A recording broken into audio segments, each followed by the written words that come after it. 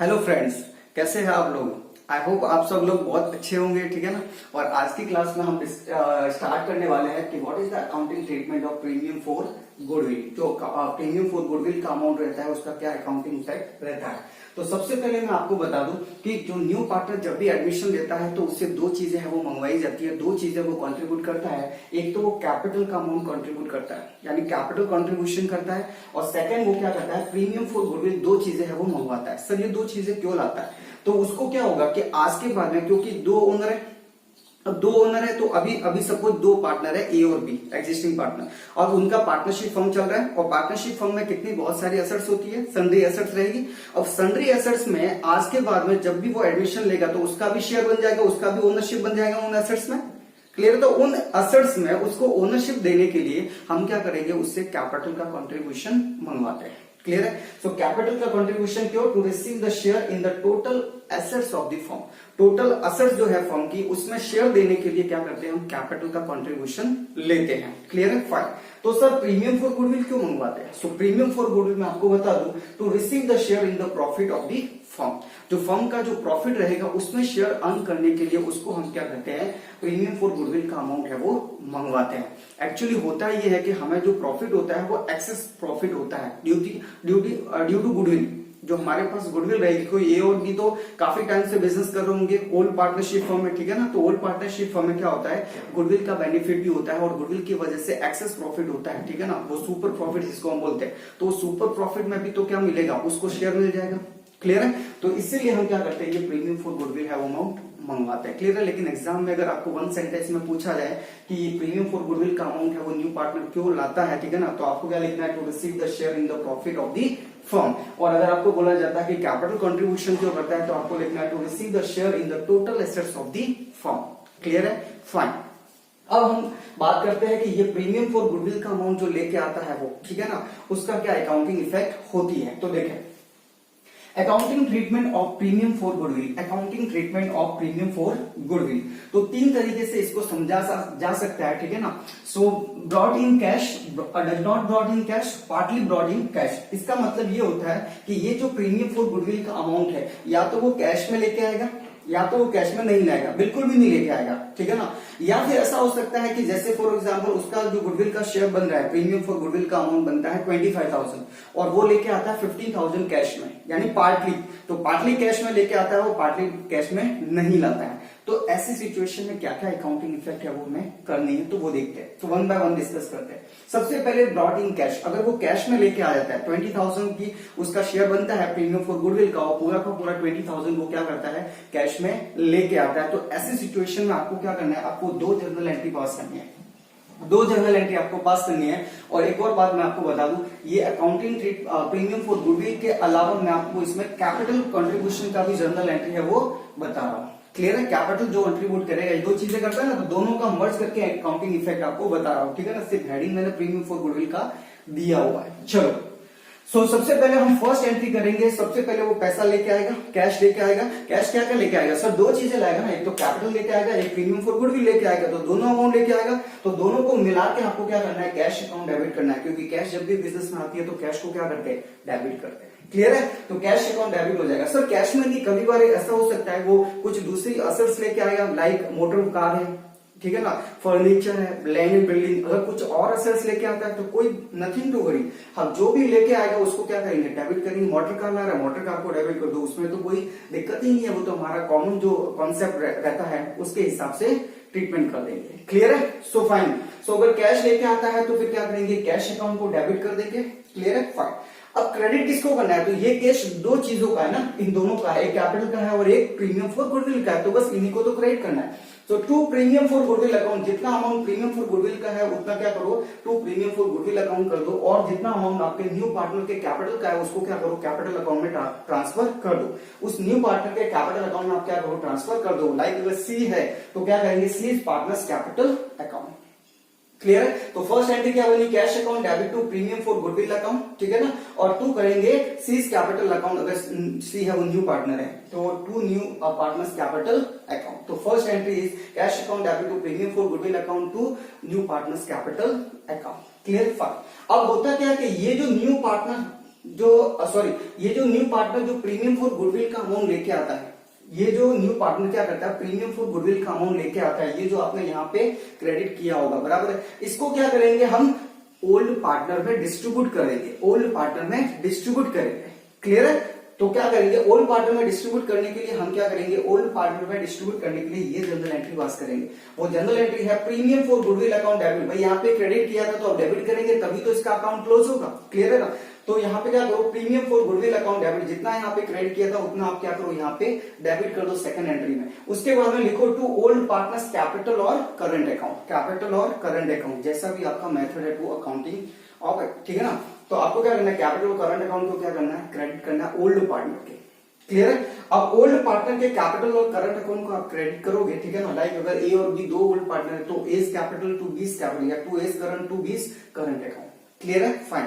Sir A को कितना मिलेगा, बी को कितना मिलेगा, जैसे यहाँ पे 20,000 है तो ए को कितना देना है, बी को कितना देना है, तो वो करना है in old partners in sacrifice ratio. तो उनका आपको सैक्रिफाइस रेशियो भी कैलकुलेट करना पड़ेगा, और फिर उस सैक्रिफाइस रेशियो के हिसाब से आप क्या करोगे, इस अमाउंट को डिस्ट्रीब्यूट करोगे सभी पार्टनर्स में, क्लियर है, फाइन। चलो एक बार वापस से बता दो, कैश अकाउंट डेबिट करना है, सबसे पहले गुडविल और कैपिटल का कंट्रीब्यूशन करेगा, तो दोनों मिला के कैश अकाउंट डेबिट कर दो। फिर to premium for goodwill account, जितना गुडविल का अमाउंट है, to new partners capital account, जितना कैपिटल का है, ठीक है ना। उसके बाद में ये प्रीमियम फॉर गुडविल है, इसको ओल्ड पार्टनर में इन देयर सैक्रिफाइसिंग रेशियो हम क्या करेंगे, डिस्ट्रीब्यूट करेंगे। सैक्रिफाइस रेशियो कैसे निकालना है हम ऑलरेडी डिस्कस कर चुके हैं, ठीक है ना, फाइन।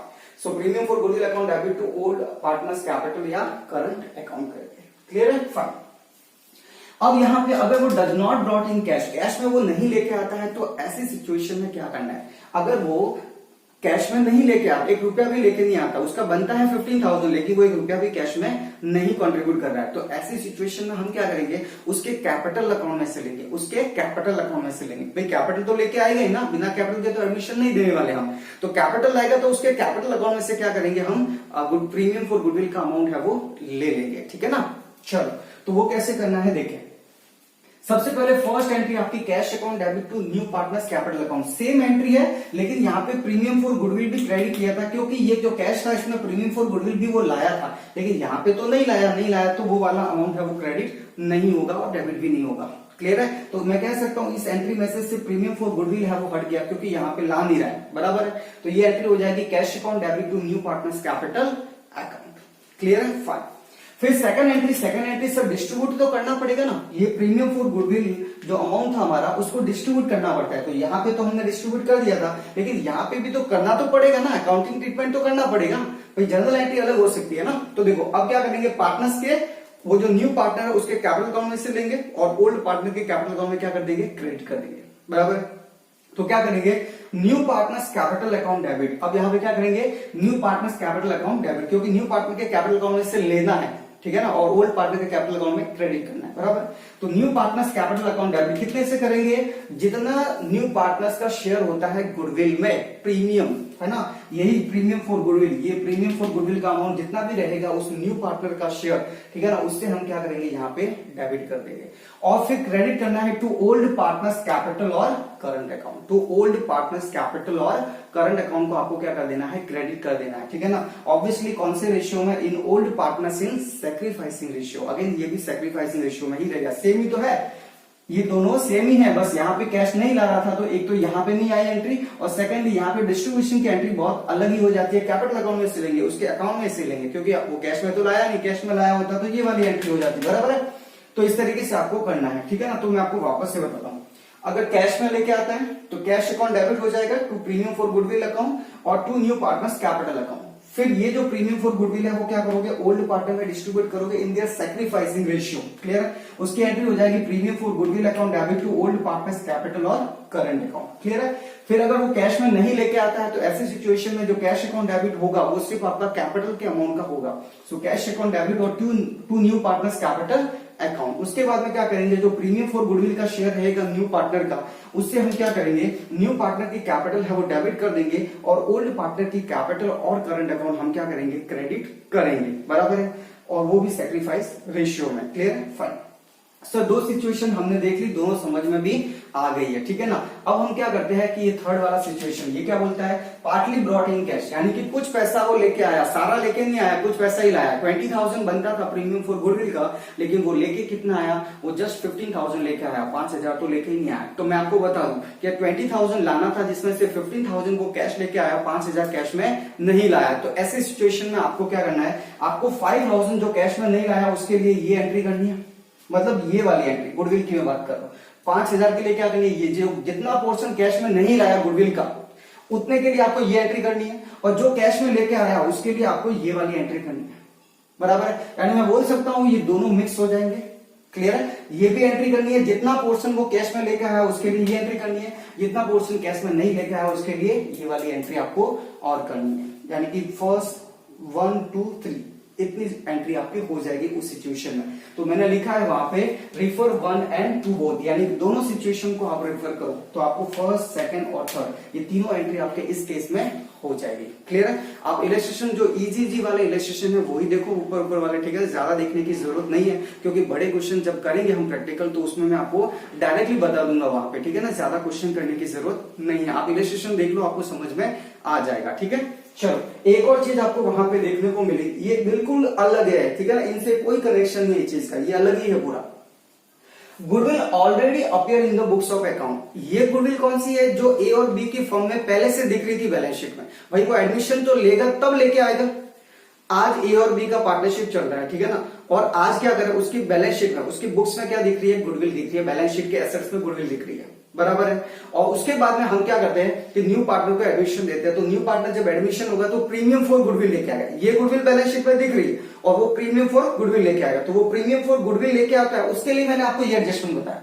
लेकिन जो उसका क्या, जो अभी तक बैलेंस शीट में गुडविल दिख रही है, पहले से दिख रही है, एडमिशन लेने से पहले ही बैलेंस शीट में दिख रही है, बुक में जो अपीयर हो रही है गुडविल, उसका क्या करें, तो उसका एक काम करो, आप ये जनरल एंट्री पास कर दो, एक जनरल एंट्री और पास कर दो, कौन सी, ओल्ड पार्टनर्स कैपिटल और current account debit, old partners capital और current account debit to goodwill कर दो, ताकि वो गुडविल का अकाउंट है वो क्लोज हो जाए, खत्म हो जाए, क्लियर है। तो आपको क्या करना है, ओल्ड पार्टनर्स कैपिटल और करंट अकाउंट आपको क्या करना है, डेबिट करना है पार्टनर्स का, और टू गुडविल अकाउंट करना है, ठीक है ना। और in old partners, in old ratio आपको क्या करना है, ये अमाउंट डिस्ट्रीब्यूट करना है। जैसे ए और बी दो अगर पार्टनर है ओल्ड वाले, तो आपको क्या करना है, ए कैपिटल और current account debit, B capital और करंट अकाउंट डेबिट, और टू गुडविल अकाउंट कर देना, क्लियर है। आपको क्वेश्चन अगर शॉर्ट क्वेश्चन अगर आप करोगे इलस्ट्रेशन में से, तो और करना भी चाहिए आपको, ठीक है ना, ज्यादा थोड़ा बेटर अंडरस्टैंडिंग आएगा आपको। तो क्या करना, अगर ये वाला सिनेरियो अगर है, हर एक क्वेश्चन में नहीं होगा, क्वेश्चन में दिया हुआ है तो रहेगा, तो सबसे पहले ये वाली एंट्री कर दो, उसके बाद में ये करो, ठीक है ना, सबसे पहले ये, उसके बाद ये उसके बाद ये, मतलब कि फर्स्ट एंट्री ये कर दो, उसके बाद में आपका जैसा भी सिचुएशन रहता है वैसा करना है, क्लियर है। सो आई होप आप लोगों को अभी ये समझ में आ गया होगा, ठीक है ना। आप क्या करो, इसको अच्छे से नोट डाउन कर लो, ठीक है ना, स्क्रीनशॉट ले लो अभी और बाद में नोट डाउन कर लो अच्छे से, ठीक है ना। और क्या करो, साथ साथ में आप इलस्ट्रेशन भी इसके रेफर कर दो, ठीक है। फिर नेक्स्ट क्लास में हम क्या करते हैं, इसके और भी आगे का जो कॉन्सेप्ट है वो हम डिस्कस करेंगे, ठीक है। साथ साथ में स्टडी करो, अब ज्यादा टाइम वेस्ट ना करो, ठीक है ना। अपने सारे फ्रेंड्स को भी बोलो जो टाइम का वेट कर रहे हैं, वेट मत करो, आप क्या करो, साथ ही साथ स्टडी शुरू कर दो, काफी टाइम ऑलरेडी हो चुका है, ठीक है ना। फाइन, सो आज के लिए स्टूडेंट इतना ही काफी है, ठीक है ना। हम मिलते हैं जल्दी हमारे नेक्स्ट लेक्चर में।